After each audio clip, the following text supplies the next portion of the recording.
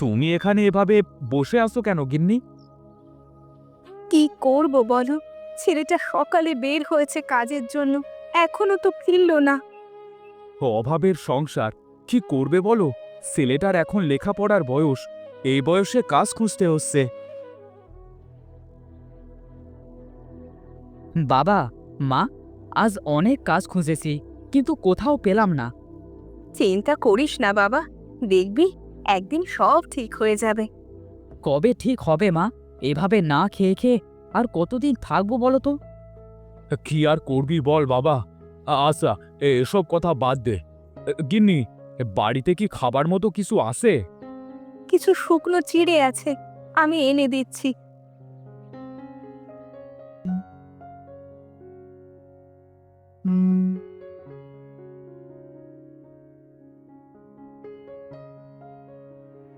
এই নাও, তোমরা দুই বাপ ছেলে এই খাবারটুকু খেয়ে নাও। ঠিক আছে মা, আমি আর বাবা মিলে খাবারটুকু খেয়ে নিচ্ছি।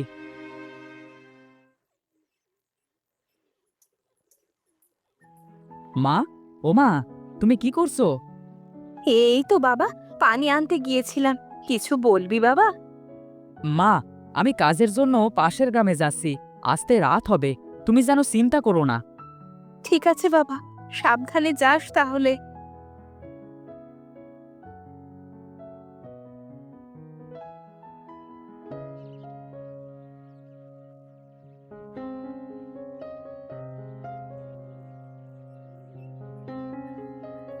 আর একটু হাঁটলেই পৌঁছে যাব।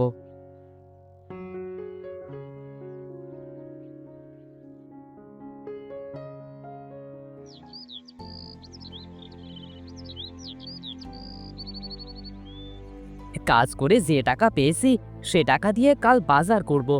অনেক রাত হয়ে গেছে, গাটা কেমন সমসম করছে আমার। এখন বাড়ি যাব কিভাবে?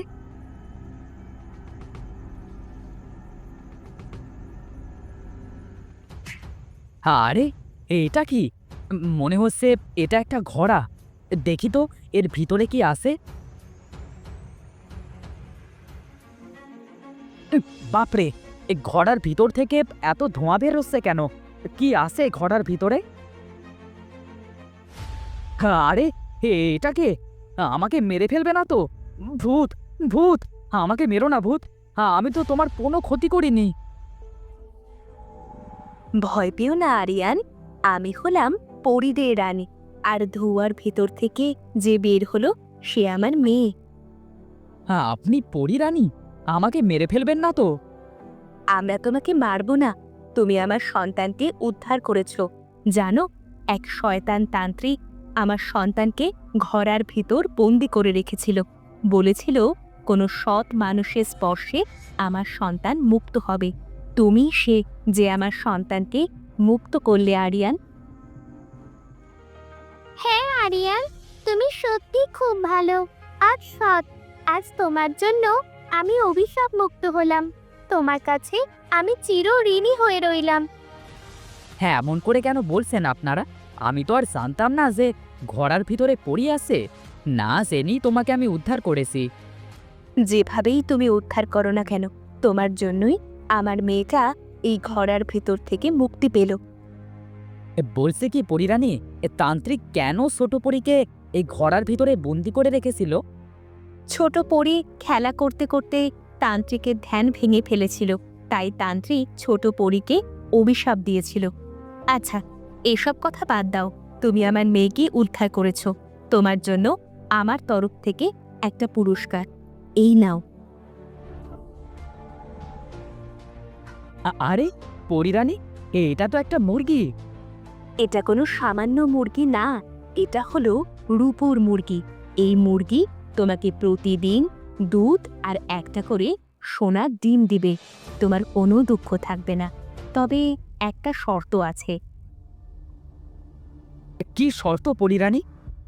তোমার পরিবার ছাড়া যদি অন্য কেউ এই রূপোর মুরগির জাদু দেখে ফেলে, তাহলে রূপোর মুরগির জাদু আর কাজ করবে না। রূপোর মুরগি অদৃশ্য হয়ে যাবে, তোমাদের আর দুধ ডিম দিবে না। আপনাকে যে কি বলে ধন্যবাদ দিব পরিরানী। আজ আপনি আমাকে অনেক সাহায্য করলেন। আজ 3 দিন সিরা আর মুড়ি খেয়েই বেঁচে আসি, আমাদের যে কিছুই নেই। আমি জানি আরিয়ান সব কিছু। তুমি ভেবো না, আজ থেকে তোমাদের আর কোনো কিছুর কষ্ট থাকবে না। শোনো আরিয়ান, রূপোর মুরগির কাছে একবার তুমি চাইতে পারবা। রূপোর মুরগি একবারই তোমার কথা শুনবে, সে একবারই তার জাদু দেখাবে। এই রূপোর মুরগি একবার সোনার ডিম ও মোহর দিবে, তার বেশি না। আমরা এবার গেলাম। এবার বাড়িতে যাই তাড়াতাড়ি, বাড়িতে সবাই চিন্তা করছে মনে হয়।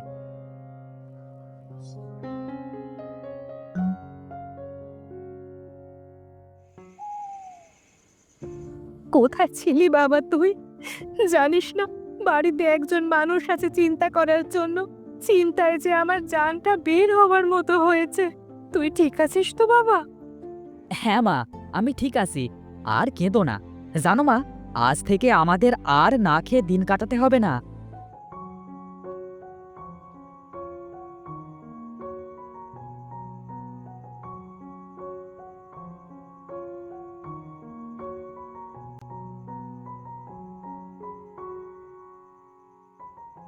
কি গো গিন্নি, এ আরিয়ান কি এসেছে?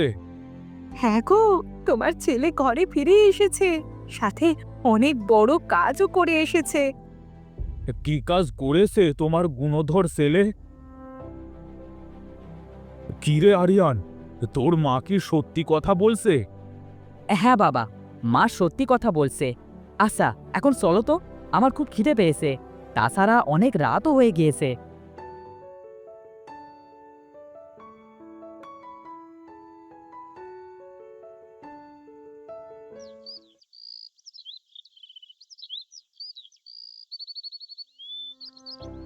আরিয়ান, গিন্নি, আজ রাতে আমরা রূপোর মুরগির কাছ থেকে চাইব, যাতে কেউ টের না পায়। ঠিক বলেছ, তাহলে কেউ আর দেখতে পারবে না। কখন যে রাত হবে। তোমাদের যা ভালো মনে হয় তাই করবে বাবা, এসবের ভিতরে আমি নাই।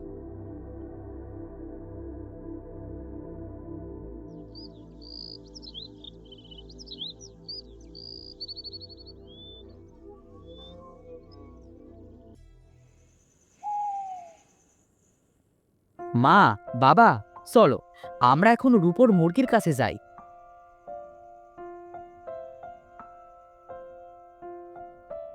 কই রে আমার রূপোর মুরগি, তোর জাদু দেখা দেখি।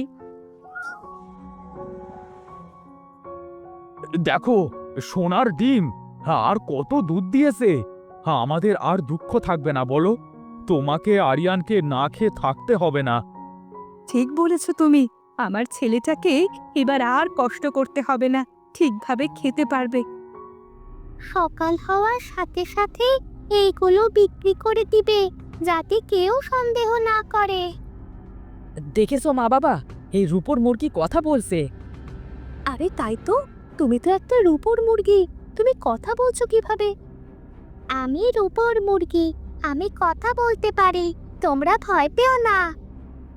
আচ্ছা রূপোর মুরগি, তুমি কিছু খাচ্ছ না কেন? আমি খাবার খাই না, আমার খাবার নিয়ে তোমাদের ভাবতে হবে না।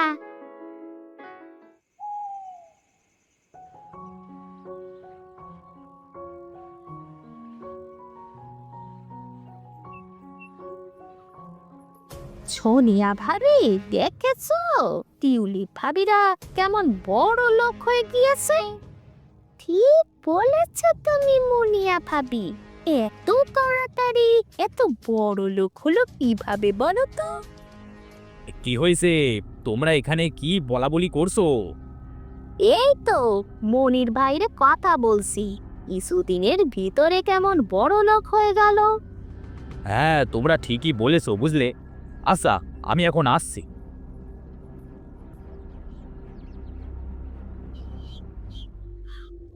এই তোমরা দেখেছো, এই সাসি মাহিম অল্প কিছুদিনের ভেতরে কেমন গাড়ি বাড়ি সব তৈরি করে ফেলেছে। যে মানুষের জমিতে একদিন কাজ না করলে তার খাওয়া হতো না, সে এই কয়দিনের ভিতরে এত উন্নতি করলো কি করে? এমন ভাই, ঠিকই বলেছো তুমি, নিশ্চয়ই কোনো ব্যাপার আছে। তা না হলে যে খেতে পারতো না, সে এত তাড়াতাড়ি কিভাবে এত কিছু করছে? হ্যাঁ, হ্যাঁ ইমন ভাই, অনেক ভাই, তোমরা ঠিকই বলেছো। আজ রাতে ব্যাপারটা দেখতে হবে।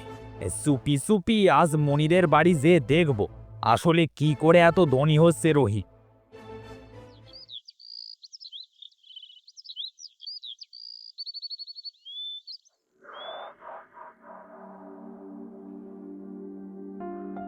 মা বাবা, কোথায় তোমরা? চলো মুরগির কাছে যাই, রাত তো অনেক হলো। গিন্নি, আরিয়ান সত্যি বলেছে, অনেক রাত হয়ে গিয়েছে। চলো আমরা রূপোর মুরগির কাছে যাই। আচ্ছা ঠিক আছে, চলো তাহলে।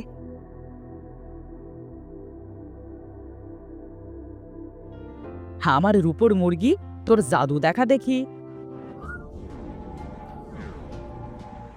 এই ব্যাপারটা হলে ওই মুরগি তো আমি চুরি করবই করব। হ্যাঁ।